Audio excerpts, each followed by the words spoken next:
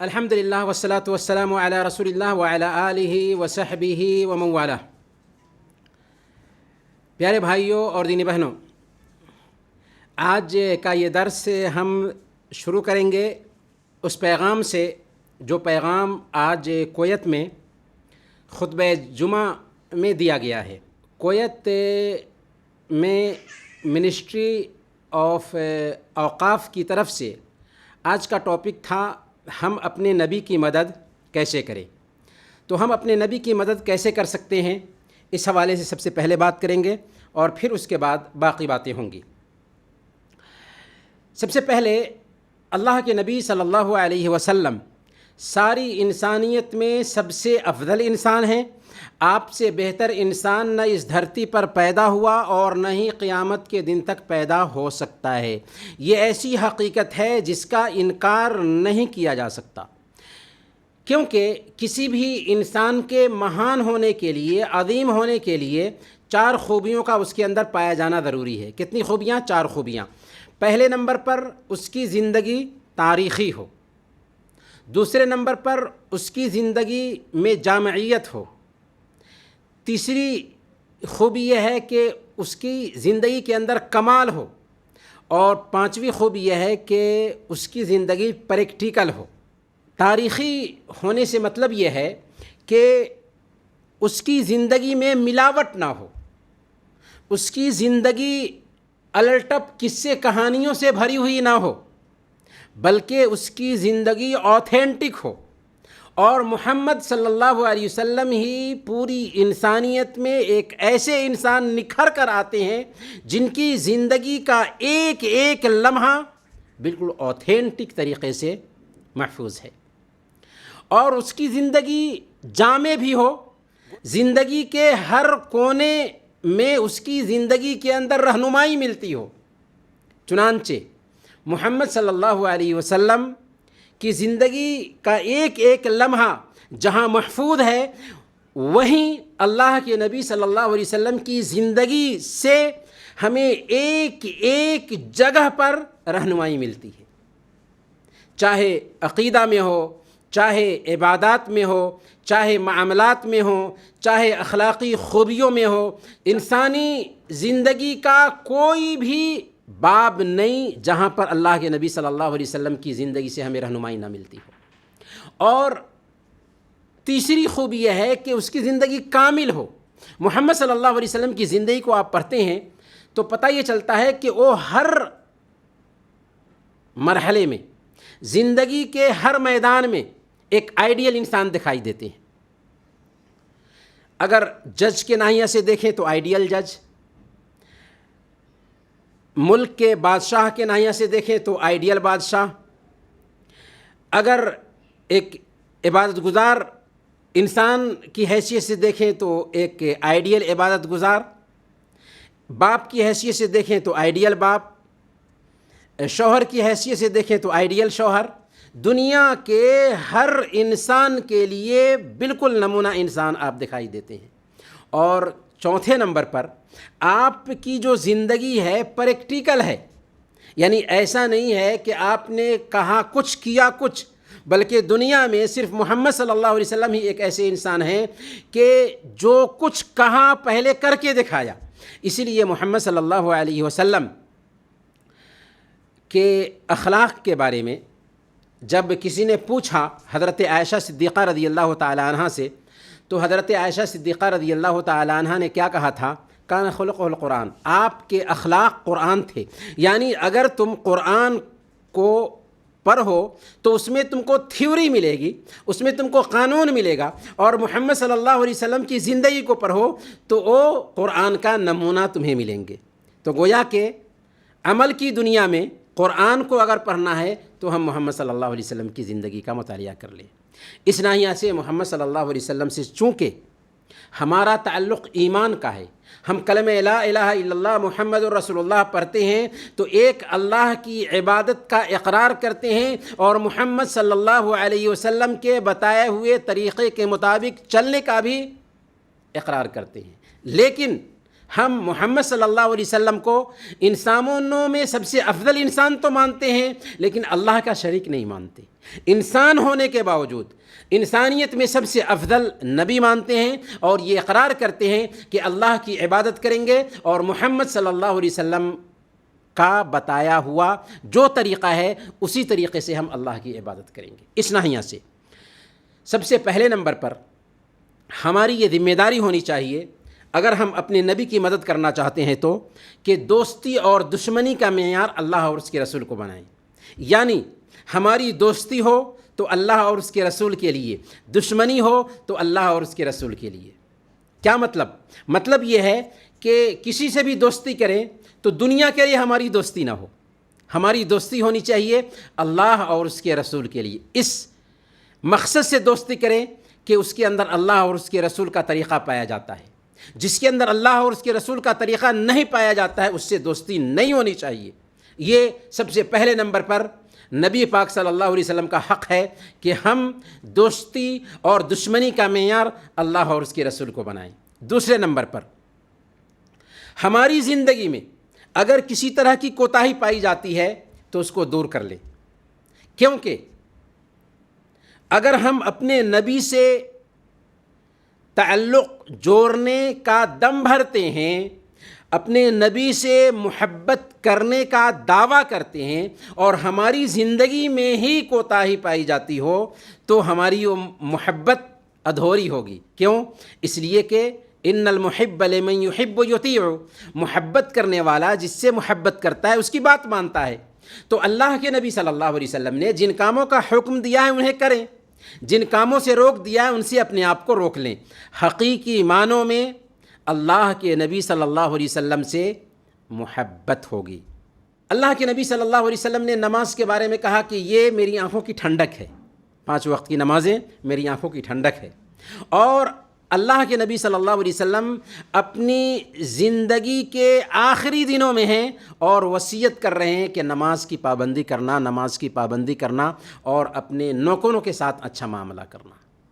تو یہ نماز جو 5 وقت کی ہے، اگر اس میں کوتاہی پائی جاتی ہے تو ہم نبی صلی اللہ علیہ وسلم سے محبت کرنے والے نہیں ٹھہریں گے۔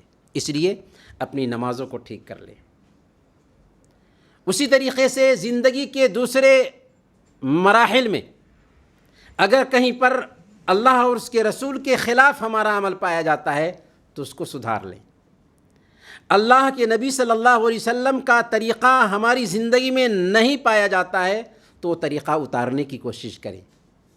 تیسرے نمبر پر اللہ کے نبی صلی اللہ علیہ وسلم سے ٹوٹ کر محبت کریں، اتنی محبت کہ اتنی محبت اپنی بیوی سے بھی نہیں، اپنی اولاد سے بھی نہیں، یہاں تک کہ اپنی جان سے بھی نہیں ہونی چاہیے۔ صحیح بخاری کی روایت ہے، عبداللہ بن ہشام بیان فرماتے ہیں کہ حضرت عمر فاروق رضی اللہ تعالیٰ عنہ ایک دن اللہ کے نبی صلی اللہ علیہ وسلم کے ساتھ چل رہے تھے۔ اللہ کے نبی صلی اللہ علیہ وسلم نے ان کا ہاتھ تھام رکھا تھا۔ اللہ کے نبی صلی اللہ علیہ وسلم سے عمر فاروق رضی اللہ تعالیٰ عنہ نے کہا کہ یا رسول اللہ، مجھے آپ سے بہت زیادہ محبت ہے، دنیا کے سارے لوگوں سے زیادہ، سوائے میری جان کے۔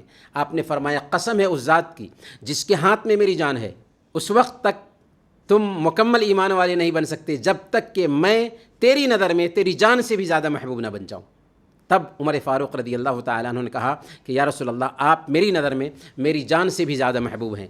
اس کے بعد اللہ کے نبی صلی اللہ علیہ وسلم نے فرمایا الآن یا عمر، اب بات بنی ہے اے عمر۔ تو اس سے پتہ یہ چلا کہ ہمیں اللہ کے نبی صلی اللہ علیہ وسلم سے محبت دنیا کی تمام چیزوں سے زیادہ کرنی چاہیے، یہاں تک کہ اپنی جان سے بھی زیادہ۔ اور ہم نے کہا کہ اس محبت کی پہچان یہ ہے کہ آپ نے جن کاموں کا حکم دیا ہے انہیں کرنے لگ جائیں، اور جن کاموں سے روک دیا ہے ان سے اپنے آپ کو روک لیں۔ چوتھے نمبر پر اللہ کے نبی صلی اللہ علیہ وسلم کی جو احادیث ہیں، اللہ کے نبی صلی اللہ علیہ وسلم نے جو باتیں بیان کی ہیں ان کو ہم احادیث کہتے ہیں۔ یہ احادیث آج اوتھینٹک طریقے سے ہمارے پاس محفوظ ہیں، اور یہ اعجاز صرف اللہ کے نبی صلی اللہ علیہ وسلم کی احادیث کو حاصل ہے کہ اللہ کے نبی صلی اللہ علیہ وسلم کی احادیث پورے طور پر آج محفوظ کر دی گئی ہے، یہاں تک کہ یہ احادیث سند کے ساتھ محفوظ ہے۔ اور اللہ کے نبی صلی اللہ علیہ وسلم کی احادیث کو بیان کرنے والے جو لوگ ہیں ان کی پوری زندگیاں آج محفوظ کر دی گئی ہیں۔ اس کے لیے محدثین نے ایک تکنیک تیار کیا جس کو اسماء الرجال کا تکنیک کہتے ہیں۔ ایک جرمن مستشرق اورینٹلسٹ ڈاکٹر اے اسپرینگر، حافظ ابن حجر رحمۃ اللہ علیہ کی کتاب الاصابہ فی تمییز الصحابہ کے انگلش ایڈیشن کو جب چھاپا تھا ہندوستان میں، تو اس نے اس کے انگلش ایڈیشن میں لکھا تھا کہ دنیا کی تاریخ میں نہ پہلے دنیا کی کسی قوم کو یہ شرع حاصل ہوا اور نہ نئی تہذیب میں دنیا میں کسی کو یہ فخر حاصل ہو سکا ہے کہ اسماء الرجال کے تکنیک کو مسلمانوں کے انداز پر دنیا کے سامنے پیش کر سکے ہوں۔ مسلمانوں نے اس علم سے دنیا کو اوگت کرایا اور ایک ریکارڈ قائم کر دیا۔ اس علم کے ذریعہ 5 لاکھ لوگوں کی زندگیاں آج محفوظ ہیں۔ گویا کہ ایک غیر مسلم اعتراف کرتا ہے کہ محمد صلی اللہ علیہ وسلم کی جو احادیث ہیں یہ اوتھینٹک طریقے سے آج محفوظ ہیں۔ اس ناحیہ سے ہماری یہ ذمہ داری بنتی ہے، اگر ہم اپنے نبی کی مدد کرنا چاہتے ہیں تو ان کی جو پیاری پیاری احادیث ہیں ان احادیث کو پڑھنے کے لیے کچھ وقت نکالیں۔ ہم صحیح بخاری، صحیح مسلم، سنن نبی داؤد، سنن نسائی، سنن ترمذی اور سنن ابن ماجہ کو پڑھنے کی تاکید نہیں کر رہے ہیں، کیونکہ وہ موٹی موٹی کتابیں ہیں۔ مارکیٹ میں مختصر کتابیں بھی ملتی ہیں، جیسے عمدۃ الاحکام ہے، بلوغ المرام ہے، یہاں تک کہ 40 نووی ہے۔ چھوٹی چھوٹی جو کتابیں ہیں اردو زبان میں، ہندی زبان میں ان کتابوں کا ترجمہ ملتا ہے۔ آپ نیٹ سے بھی ڈاؤن لوڈ کر کے ان کتابوں کو پڑھیں۔ حقیقی معنوں میں ان کتابوں کو پڑھیں گے تو ہمیں اپنے نبی سے محبت ہوگی اور اس طریقے سے ہم اپنے نبی کی مدد کر سکیں گے۔ اسی طریقے سے اللہ کے نبی صلی اللہ علیہ وسلم کی سیرت کا بھی مطالعہ کریں، اللہ کے نبی صلی اللہ علیہ وسلم کی پوتر جیونی کا بھی مطالعہ کریں۔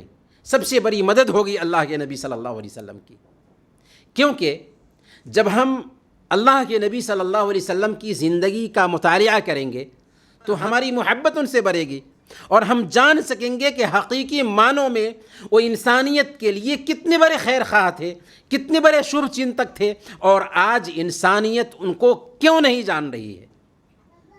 اور اس کے لیے ضروری ہے کہ سیرت پر لکھی گئی جو کتابیں ہیں ان میں سے جو مختصر کتابیں ہیں ان کتابوں کا مطالعہ کیا جائے۔ مولانا صفی الرحمن مبارک پوری رحمۃ اللہ علیہ کی ایک کتاب ہے الرحیق المختوم۔ الرحیق المختوم ذرا تفصیلی کتاب ہے۔ ان کی ایک دوسری کتاب ہے تجلیات نبوت۔ سید سلیمان ندوی رحمۃ اللہ علیہ کی ایک کتاب ہے رحمت عالم، وہ کتاب پڑھ سکتے ہیں۔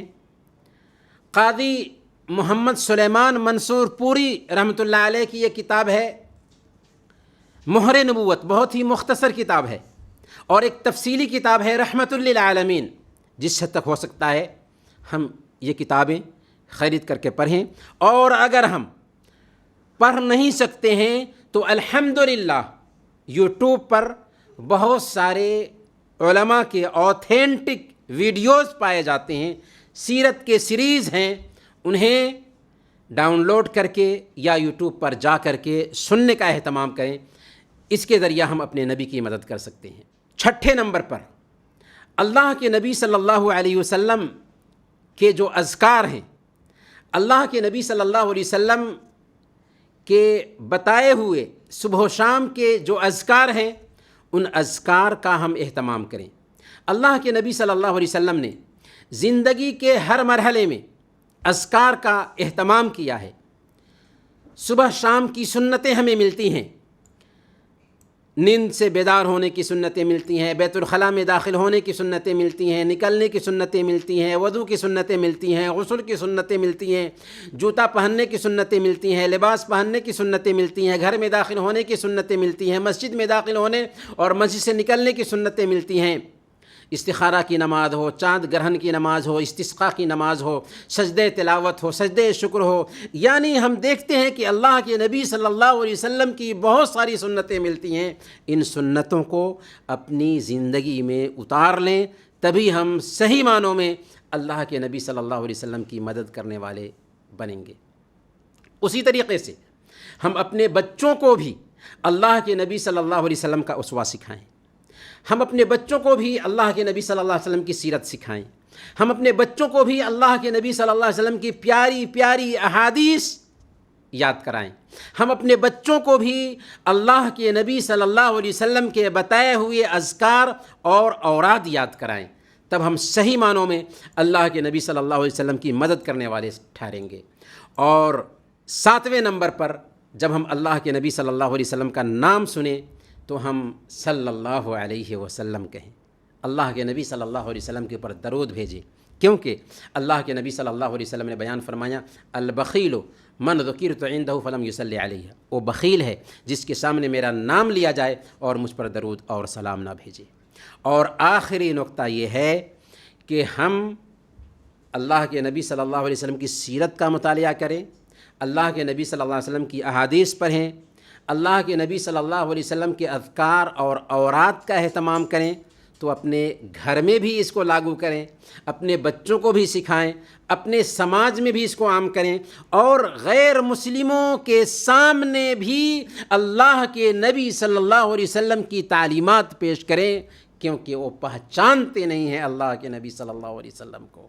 اگر وہ پہچان جاتے تو اللہ کے نبی صلی اللہ علیہ وسلم کے خلاف زبان نہ کھولتے۔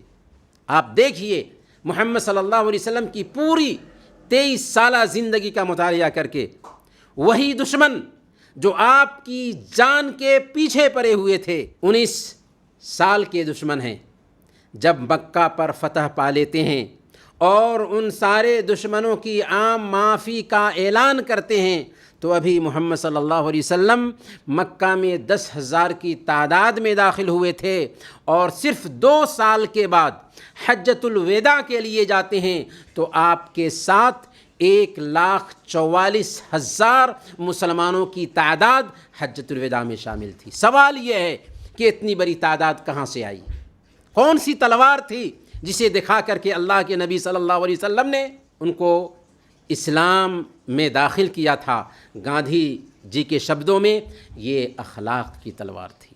جی ہاں، یہ اللہ کے نبی صلی اللہ علیہ وسلم کا اخلاق تھا۔ وہ سمجھ گئے کہ محمد صلی اللہ علیہ وسلم جن سے ہم نے دشمنی کی تھی وہ ہمارے تھے، وہ ہمارے شبھ چنتک تھے، وہ ہمارے ہی خیرخواہ تھے، چنانچہ انہوں نے اس دین کو اپنا لیا اور اس کو لے کر کے دنیا کے کونا کونا میں پھیل گئے۔ چنانچہ آج ہم دیکھتے ہیں کہ دنیا کے کونا کونا میں اسلام پایا جاتا ہے۔ محمد صلی اللہ علیہ وسلم پر سب سے بڑی زیادتی یہ ہے کہ انسانیت ان کو جان نہیں رہی ہے۔ محمد صلی اللہ علیہ وسلم دنیا میں سب سے مظلوم انسان ہیں۔ آج ضرورت ہے کہ ہم اللہ کے نبی صلی اللہ علیہ وسلم کی سیرت کا مطالعہ کریں اور دوسروں تک بھی اللہ کے نبی صلی اللہ علیہ وسلم کی آئیڈیل زندگی، پوتر زندگی کے بارے میں پیغام پہنچانے کی کوشش کریں۔ تو یہ ایک پیغام تھا جو آج دینے کی کوشش کی، اور انہی چند کلمات کے ساتھ ہم اپنی بات ختم کرتے ہیں اور پھر اگلے درس کی طرف چلتے ہیں۔